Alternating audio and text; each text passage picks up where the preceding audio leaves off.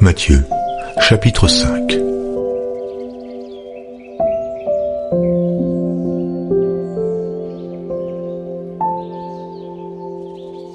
Voyant la foule, Jésus monta sur la montagne et, après qu'il se fut assis, ses disciples s'approchèrent de lui. Puis, ayant ouvert la bouche, il les enseigna et dit : Heureux les pauvres en esprit, car le royaume des cieux est à eux. Heureux les affligés, car ils seront consolés. Heureux les débonnaires, car ils hériteront la terre. Heureux ceux qui ont faim et soif de la justice, car ils seront rassasiés. Heureux les miséricordieux, car ils obtiendront miséricorde. Heureux ceux qui ont le cœur pur, car ils verront Dieu. Heureux ceux qui procurent la paix, car ils seront appelés fils de Dieu. Heureux ceux qui sont persécutés pour la justice, car le royaume des cieux est à eux. Heureux serez-vous lorsqu'on vous outragera, qu'on vous persécutera, et qu'on dira faussement de vous toutes sortes de mal à cause de moi. Réjouissez-vous et soyez dans l'allégresse, parce que votre récompense sera grande dans les cieux. Car c'est ainsi qu'on a persécuté les prophètes qui ont été avant vous. Vous êtes le sel de la terre. Mais si le sel perd sa saveur, avec quoi la lui rendra-t-on ? Il ne sert plus qu'à être jeté dehors et foulé aux pieds par les hommes. Vous êtes la lumière du monde. Une ville située sur une montagne ne peut être cachée, et on n'allume pas une lampe pour la mettre sous le boisseau, mais on la met sur le chandelier, et elle éclaire tous ceux qui sont dans la maison. Que votre lumière luise ainsi devant les hommes, afin qu'ils voient vos bonnes œuvres et qu'ils glorifient votre Père qui est dans les cieux. Ne croyez pas que je sois venu pour abolir la loi ou les prophètes. Je suis venu non pour abolir, mais pour accomplir.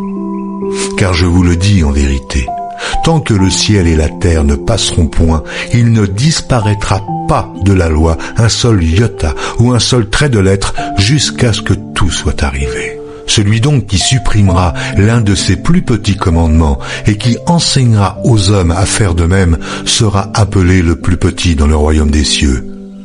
Mais celui qui les observera et qui enseignera à les observer, celui-là sera appelé grand dans le royaume des cieux. Car je vous le dis, si votre justice ne surpasse celle des scribes et des pharisiens, vous n'entrerez point dans le royaume des cieux.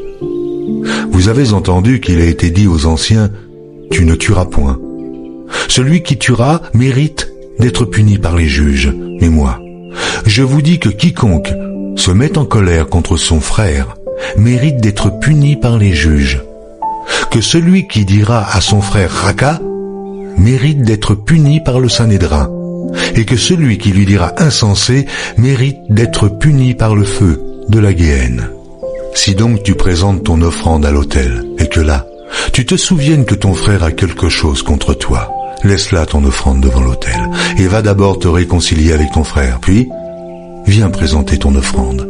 Accorde-toi promptement avec ton adversaire pendant que tu es en chemin avec lui, de peur qu'il ne te livre au juge, que le juge ne te livre à l'officier de justice, et que tu ne sois mis en prison. Je te le dis en vérité, tu ne sortiras pas de là que tu n'aies payé le dernier cadran. Vous avez appris qu'il a été dit, tu ne commettras point d'adultère. Mais moi, je vous dis que quiconque regarde une femme pour la convoiter a déjà commis un adultère avec elle dans son cœur. Si ton œil droit est pour toi une occasion de chute, arrache-le et jette-le loin de toi. Car il est avantageux pour toi qu'un seul de tes membres périsse et que ton corps entier ne soit pas jeté dans la Guéhenne. Et si ta main droite est pour toi une occasion de chute, coupe-la et jette-la loin de toi, car il est avantageux pour toi qu'un seul de tes membres périsse et que ton corps entier n'aille pas dans la Guéhenne. Il a été dit que celui qui répudie sa femme lui donne une lettre de divorce. Mais moi je vous dis que celui qui répudie sa femme, sauf pour cause d'infidélité, l'expose à devenir adultère, et que celui qui épouse une femme répudiée commet un adultère. Vous avez encore appris qu'il a été dit aux anciens, « Tu ne te parjureras point, mais tu t'acquitteras envers le Seigneur de ce que tu as déclaré par serment. » Mais moi, je vous dis de ne jurer aucunement, ni par le ciel, parce que c'est le trône de Dieu, ni par la terre, parce que c'est son marchepied, ni par Jérusalem, parce que c'est la ville du grand roi. Ne jure pas non plus par ta tête, car tu ne peux rendre blanc ou noir un seul cheveu. Que votre parole soit oui, oui, non, non. Ce qu'on y ajoute vient du malin. Vous avez appris qu'il a été dit « œil pour œil et dent pour dent ». Mais moi je vous dis de ne pas résister aux méchants.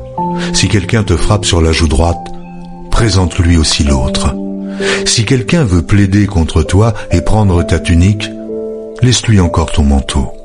Si quelqu'un te force à faire 1000, fais-en 2 avec lui.